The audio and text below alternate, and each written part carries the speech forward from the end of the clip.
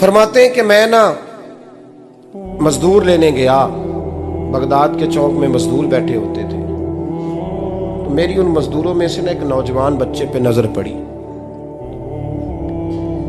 बड़ा कमजोर सा वजूद था, लेकिन चेहरे पर इबादत का निशान था। माथा बताता था कि नमाज का बड़ा ख्याल रखता है। मैं उसके करीब गया। चेहरे भी बड़ा कुछ बताते हैं ना, चेहरों में भी बड़ी रानाई होती है। फरमाते हैं मैं करीब गया, मैंने उसको कहा बेटे मजदूरी करोगे? तो कहने लगा मजदूरों में बैठा हूँ तो हुजूर मजदूरी के लिए ही तो बैठा हूँ। तो मैंने कहा कि चलो फिर। कहने लगा नहीं मेरी कुछ शर्तें। मैंने कहा बताओ। कहने लगा पहली शर्त यह है कि लोग 4 दिनार दिहाड़ी लेते हैं, मैं 3 दिनार लूँगा। मैंने कहा यार भाई तो बड़ी बेहतरीन है, बाकी भी इस तरह की रख ले। उसने कहा हुजूर दूसरी शर्त यह है कि मैं आपकी मुकम्मल बात मानूंगा, लेकिन जब अजान हो जाएगी फिर आपकी नहीं सुनूंगा। तीसरी बात उसने ये की कि हुजूर मैं आपके घर में काम करूंगा पर आपके किसी सवाल का जवाब नहीं दूंगा। कहते मैंने कहा यार तू बड़ा अजीब है, शर्तें तो मालिकों की होती हैं। कहने लगा जी बहरहाल मैं शर्तें लगा के जाता हूँ। फरमाते मैं उसे घर ले आया, काम मैंने उसको बताया, तो जो काम मजदूर सारे दिन में करता है ना उसने 2 घंटे में ही कर दिया। हमारे मजदूर सिगरेट पीने में भी तो आधा घंटा लगाते हैं, वो चाय पीने जाएं तो पौना घंटा वहां। उनको भी तो दयानतदारी करनी चाहिए कि नहीं करनी चाहिए? ने मुआहदा किया है ना जी, तो पूरा उतरना चाहिए ना। कहते 2 घंटे में। अब काम जब बंदा शुरू कराता है तो काम और निकल आता है। कहते काम मैंने उसको और बता दिया, वो करने लगा। उसने मिट्टी निकाल के रखी थी बाहर रास्ते में, तो अजान हो गई जोर की। उसने वहीं कुदाल छोड़ी कही और चलने लगा। तो मेरा बेटा कहने लगा इसको जरा बराबर कर दो। कहने लगे चुप कर जा, तेरे बाप से बात हुई थी, जब अजान होती है तो मैं किसी और की नहीं सुनता, सिर्फ अल्लाह रसूल की सुनता हूँ। कहते मस्जिद चला गया, नमाज पढ़ के आया तो दोपहर का वक्त था। मेरी बीबी कहने लगी इसको को खाना खा ले। कहते हमने कहा खाना खा लो, तो कहने लगा मैंने रोज़ा रखा हुआ, रमज़ान भी नहीं था, नफली रोज़ा रखा हुआ। फरमाते हैं शाम हुई, मैंने 3 दिनार दिए। तो मैंने कहा तेरा नाम क्या है? कहने लगा मैंने आपसे कहा था मैं किसी सवाल का जवाब नहीं दूंगा। कहते वो चला गया। अगले दिन मैं फिर लेने गया उसे, काम कुछ और निकल आए। तो लोगों ने बताया वो सिर्फ हफ्ते वाले दिन आता है।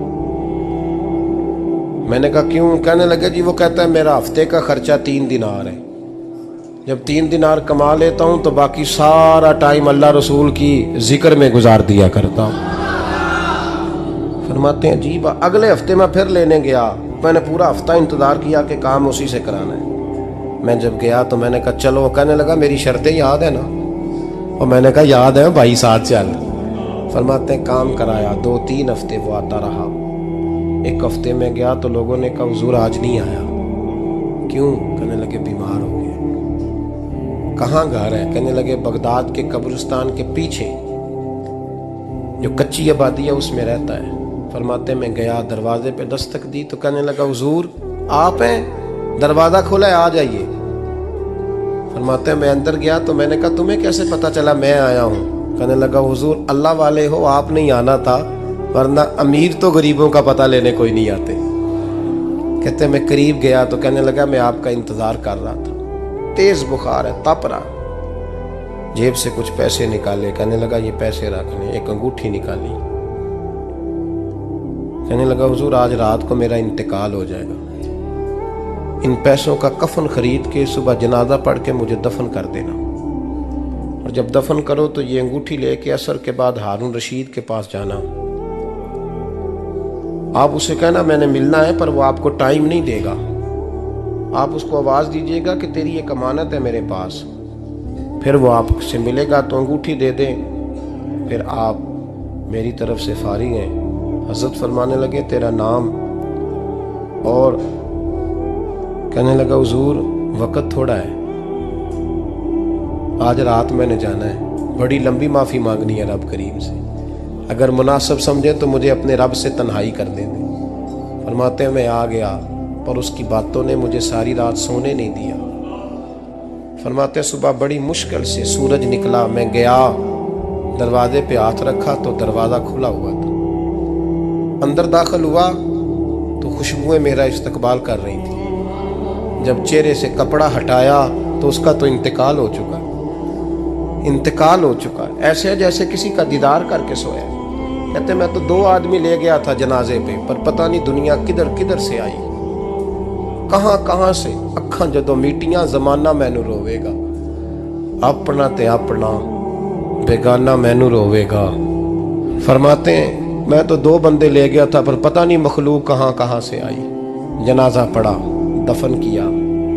हारून रशीद के पास में असर के बाद गया, मैंने बुलाना चाहा पर बादशाह था, मेरी तरफ देखा ही नहीं। मैंने उसको कहा तेरी एक अमानत मेरे पास है। फरमाते हैं वो मुझे कोने पे ले गया, क्या बात है, कमरे में बुलाया, मैंने अंगूठी दी। हारून रशीद तो चीखे मारने लगा, कहने लगा अंगूठी वाला कहाँ है? मैंने कहा वो तो इंतकाल कर गया। कहने लगा मुझे कब्र पे ले चल। कहते मैं कब्र पे लाया तो वो लेट गया, तड़प के रोने लगा। मैंने कहा मेरा कलेजा फट जाएगा, ना उसने कुछ बताया ना तूने बताया, ये कौन था? तो हारून रशीद कहने लगा ये मेरा बेटा था। मैंने कहा तेरा बेटा और मजदूर? कहने लगा हुजूर ये हजरत दाऊद ताई के पास बैठा करता था, उनका मुरीद था, मुझे रोज कहता था अब्बा तूने बड़ी दुनिया इकट्ठी कर ली है, मरते वक्त तुझसे टांगे समेटी नहीं जाएंगी, इतना हिसाब नहीं तू दे सकेगा। मैं इसको समझा देता, इसकी अम्मा समझा देती। ये रोज हमें कहता छोड़ दो, आ जाओ अल्लाह रसूल की बारगाह में झुक जाएं। हम समझ। एक दिन ये चला गया, कहने लगा फिर तुम्हारा रास्ता और है और मेरा रास्ता और है। ये सोने की अंगूठी गलती से इसके पास रह गई, गलती से हीरे की अंगूठी चली गई। कहने लगा देखो मेरे बेटे ने आज वो भी वापस कर दी है। फिर तड़प के कहने लगा हारून रशीद था तो ये मेरा बेटा, पर मेरा मुर्शद निकला, मेरा पीर निकला। भाई जिंदगी तो बड़ी थोड़ी है ना। बाबा साहब ने कहा था उठ फरीदा सुत्या, और दाढ़ी आ गया पूर, अग्गा नेड़े आ गया, पिछा रह गया दूर। उठ फरीदा सुत्या खलकत वेखन जा, मते कोई मिल जाई बख्शिया ते तू ही बख्शिया जा। उठ फरीदा सुत्या झाड़ू दे मसीत, तू सुते रब जागदा, तेरी डाडे नाल परीत। मेरा रब हमें भी अपनी बारगाह में कबूल